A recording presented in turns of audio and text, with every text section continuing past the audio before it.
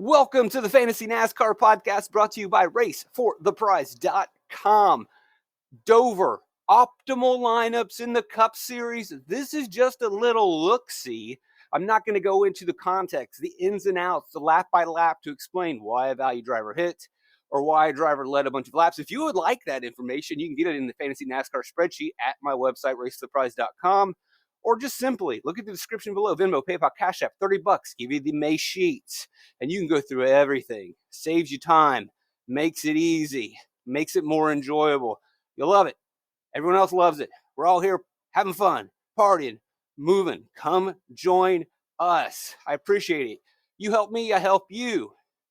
You help me with the Mickey D's. I help you. So you can go through the context. Today we will not do that. We'll just simply look at the optimal lineup breakdown. So you can see the 2023 optimal lineup. William Byron, boom, goes to dynamite. Ross Chastain, boom, goes to dynamite. Martin Truex Jr., boom, goes to dynamite. Comes live in stage 3, wins the race. 3 hogs. Technically 4. Drivers up top are going to scrape fast laps. This might be the trend that we need to focus on. But first and foremost, as we build for Dover, a race that tends to be green, we are more than likely looking at those 3 drivers that lead laps, run fast laps. We need 3 hogs. You got a 117, a 96, and a 92. 4th guy probably does less, but finishes up front, scrapes some fast laps, and that could be a little different. Maybe it's going to be place differential as opposed to fast laps, as we see right here with Josh Berry, a little bit cheaper. Doesn't ultimately end up in the optimal lineup, but he does the place differential dance rather than the fast lap dance. Doesn't quite get the finish that he needs, but that 4th guy is either going to be PD in a top 5 or a top 5 all day with a lot of fast laps. Not always the case that you can get PD and fast laps. It sometimes works out, but you have to work your way through traffic. And as you're working your way through traffic, those are laps where you're not going to be accruing fast laps. Whereas the driver starting closer to the front, like Ryan Blaney, is up front all day, and just some fast laps go his way. Either way, that's probably what you're going to look at for your 4th pick. Then you're going to go to value. Corey LaJoie, Harrison Burton. If you watched my previous video, they pretty much just ran where they ran. They weren't really home runs, although they were in a sense because qualifying was rained out. So this isn't necessarily the best race to look at in terms of this is the pattern. This is the way the optimals go. But obviously 27th starting position based on the formula. But he had a 16th place race car, finished 14th. Burton had a 23rd place race car, finished 20th. Remember, Burton wasn't that terrible last season. No magic, no mystery. A green flag run, a green flag race. That is Dover. And as we go through, the hypothesis would be that our optimal lineups, we should see average running positions, finishing positions pretty close. We shouldn't see a pattern of a significant difference between the 2 in value, and we shouldn't see much of a difference in our top of our lineups. Look at 2022. Hog, or dominator. That's why I call them hogs, because, all right, it's a dominator. Well, then who dominated this race? That pause was for dramatic effect. Reason I don't say dominator is because, look, tell me who dominated this race. No, they just hogged the points. They had their time at the front. They looked good. And then someone else hogged the fast lap points. And someone else hogged it. I mean, if you really wanted to say who was the dominant driver in 2023, I would argue it was Martin Truex Jr. But he had fewer points. So, well, I don't say dominator. Anyway, you got 3 of them. And then, as I said before, there's your 4th guy. He actually is able to scrape off some fast laps once he gets to the front. Gets you the place differential in Christopher Bell, starting 17th. Quite affordable. Then our value, 7K under. We got Stenhouse. Gets a bunch of place differential. Has a great finish. But still, average running position of 9th. Again, I will repeat, even with the value, there's no mystery, there's no magic. They run where they should run. Justin Haley, average running position, 13th, finishes 11th. Scared to play him starting 14th. But if you projected him there, then you projected him there, and he worked out. He scored 11th most fantasy points. Again, they run where they should run. There isn't as much at Dover like other tracks where, I mean, we just came off a Texas race where I talked all week about it's going to be goofy at the end.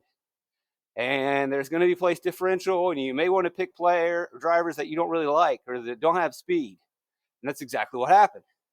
Here we are at Dover. The opposite is true.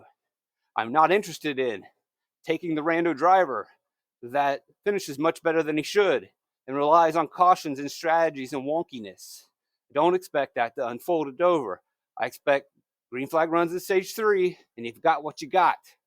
That's what we've seen so far in these last 2 optimal lineups, especially in the next gen car. We're back to 2021. What we got? Let's have some fun. Hog, Dominator possibly. All right.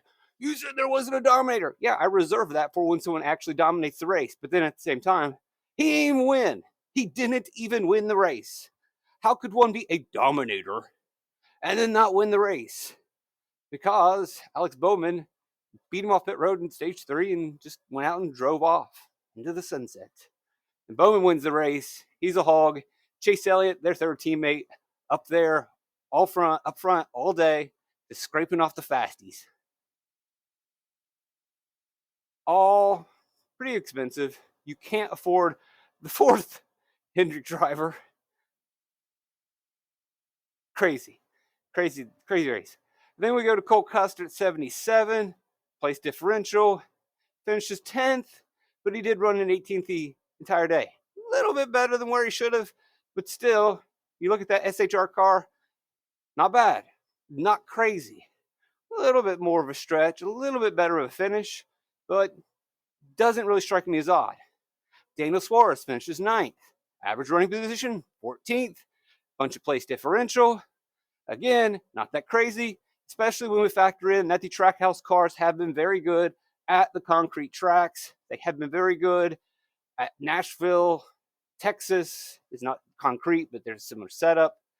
Dover, not a surprise. Either way, finished about where he should. A little bit better, that's fine, but no surprise. And then our last value pick, just to save money to afford those expensive guys, was a Hail Mary and Quinn Huff. Remember him? Yikes, 2021, just a pure savings play. Sometimes it happens. Sometimes you have to go that route because you're spending 11.5 on a Kyle Larson, 10.7 on a Chase Elliott. You're spending so much up here, you can't even get to Byron, who has 55 fantasy points.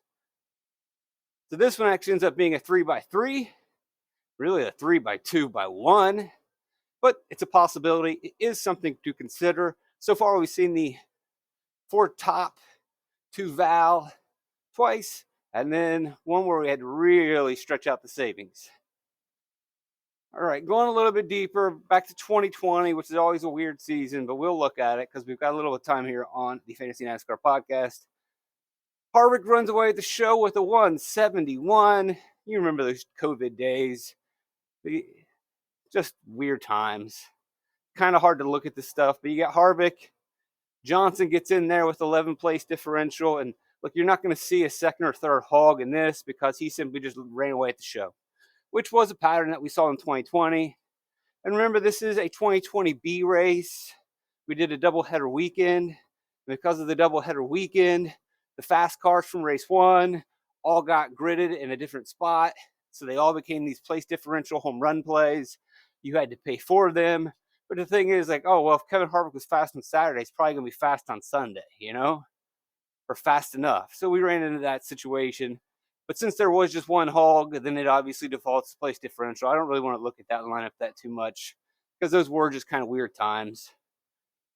2020, I don't know if I want to look at this one either. But again, you got Hamlin and Truex starting up front, which was pretty much the case every day or every week when we were setting those COVID starting positions and no one had practice. And we just saw these elite guys leading laps, starting up front all day. And there it is. You get Hamlin, you get Truex. Dylan gets in there on place differential. We were always chasing place differential during the COVID days because of where you finished the race before. That was where you were going to be. And remember all that mayhem. I don't really want to look at that. Maybe we'll look at the 2019 fall race. Larson's optimal, Hamlin's optimal, Bowman, who is excellent here, fits the mold of gets a little PD, gets up in the top 5, scraping some fast laps. Hey, how about that? DiBenedetto, place differential value play. Jimmy Johnson, running up front, scraping, affordable at 7,800. Ryan Preece, again, you want to look at the value plays. DiBenedetto's average running position was 12th, finishes 7th. Preece, 19th, 19th. Tiz B. Dover, 19th spring as we wrap up. Truex, Elliott, Bowman, the showman, doesn't lead, but he runs up in the top 5 all day. Scrapes off those fast laps, very affordable. Then we go down to Suarez, average running position of 13th, finishes 11th. I imagine he did some funky cycling here. We also have Larson in the optimal, who is affordable. This was a different team, a different time, but he gets you there as a cheap version. And then also, I mean, we're going way back in time with William Byron as well. He actually ends up in the optimal lineup. There's a $6,700 William Byron. It's weird to think of him as a value play, but it was 2019. Average running position of 12th, finishes 8th. Your value is going to run where you expect him to run, finish there. You can trust the projections. Hopefully that gives you a pretty good idea of how to construct an optimal lineup. I'm looking for 4 big guys, at least 3 big biggies. One guy that could be PD or fast lapping or a little bit of both, but still pretty good equipment, pretty good driver. And then my 2 values will simply be who unloads fast during the weekend, who's been running well. I'm not expecting any miracles, but I will chase a little bit of place differential if I think the car just didn't qualify where they should have. That'll do it for me. Thanks for joining. Leave a like, share, recruit, bring people to the channel. I love it. I love it. Blessed to have you guys here. Love you guys. Trip the Light, fantastic.